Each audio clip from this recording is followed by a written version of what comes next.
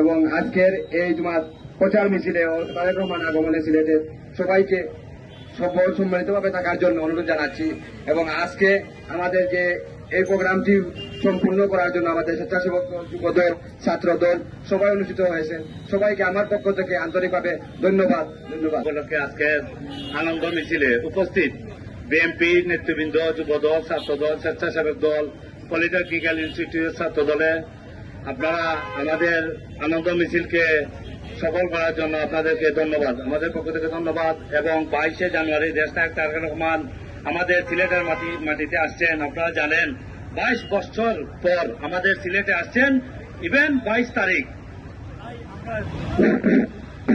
আমরা সবাই দায়িত্ব সহকারে আমাদের প্রোগ্রাম যাতে সফল করতে পারি, আপনারা সবাই, আমাদের সবাই দলীয় ছাড়া আমরা যদি মনে করি যে আমরা দল করি, আমরা এটা চিন্তা করলে হবে না। সাধারণ জনগণ নিয়ে যেভাবে আমরা সমাবেশটা সফল করতে পারি, এটা আমাদের সবাইকে দায়িত্ব নিয়ে আমরা দায়িত্ব পালন করতে হবে।